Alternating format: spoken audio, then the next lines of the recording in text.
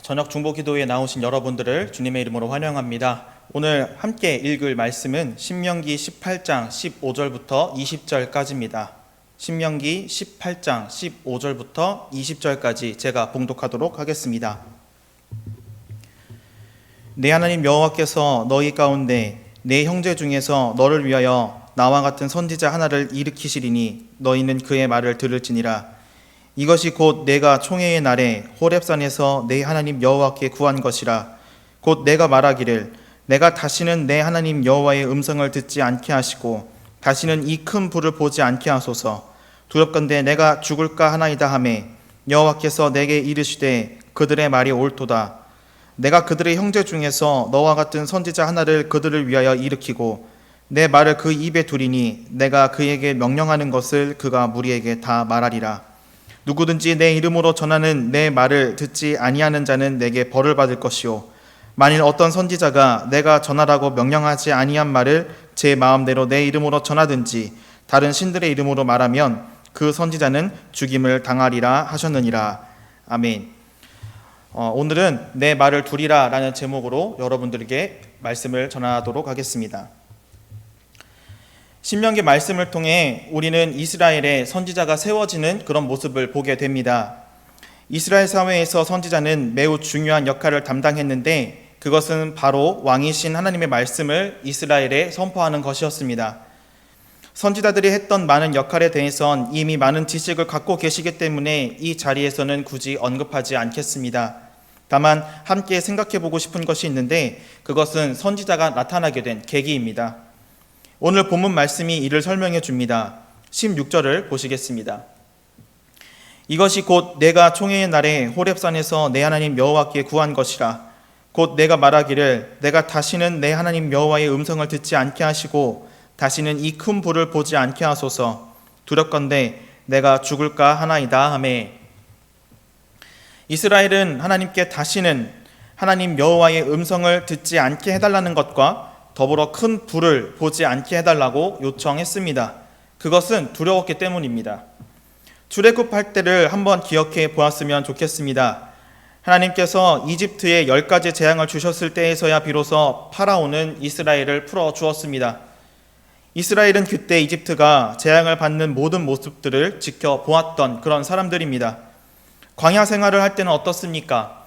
물이 필요하다고 이스라엘이 부르짖을 때 하나님은 이스라엘에 물을 주셨고 먹을 것이 필요하다고 소리치는 이스라엘에 하나님은 만나와 메추라기를 그들에게 공급하셨습니다.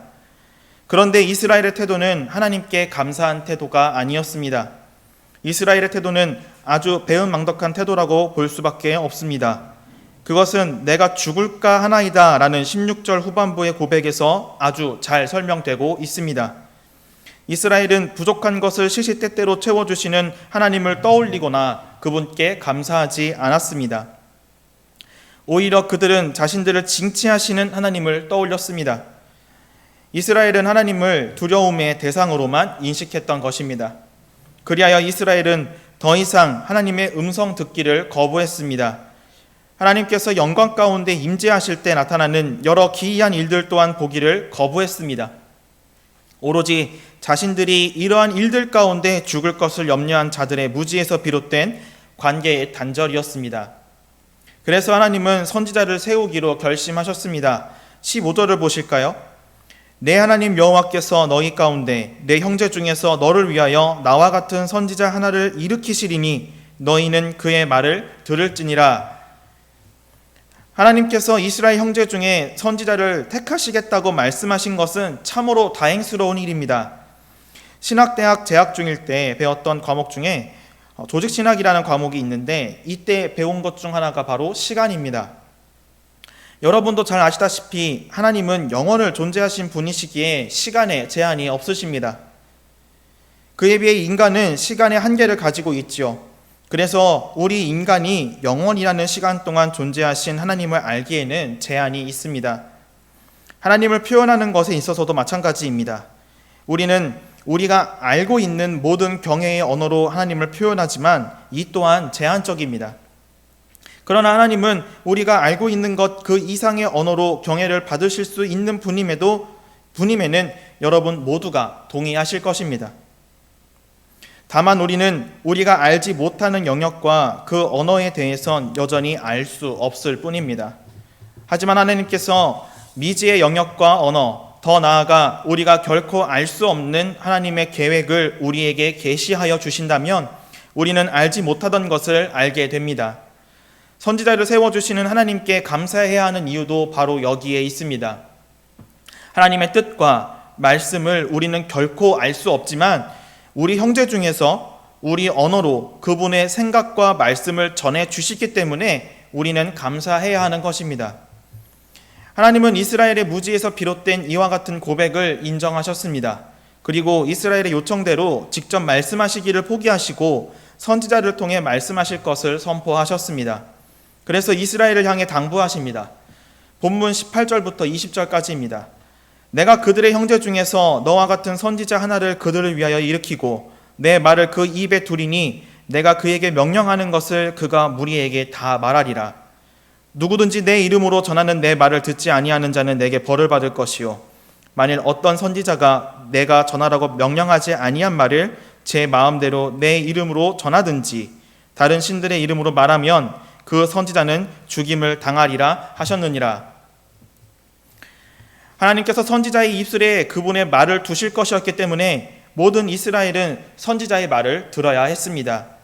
만약 듣지 않으면 하나님께 벌을 받는 것이었고 반대로 선지자가 잘못 선포하면 죽임을 당할 것이었습니다.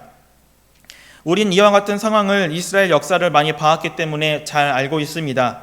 저는 그중 대표적인 사례로 유다의 왕 여호사밧과 이스라엘의 왕이었던 아합 이야기를 하려고 합니다. 여호사밧은 다윗, 요시야, 히스기야와 같이 온 이스라엘 왕들 중 하나님을 잘 따랐던 몇 안 되는 왕들 중에 하나입니다.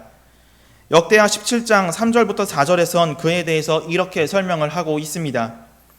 여호와께서 여호사밧과 함께 하셨으니 이는 그가 그의 조상 다윗의 처음 길로 행하여 바알들에게 구하지 아니하고 오직 그의 아버지 하나님께 구하며 그의 계명을 행하고 이스라엘의 행위를 따르지 아니하였음이라.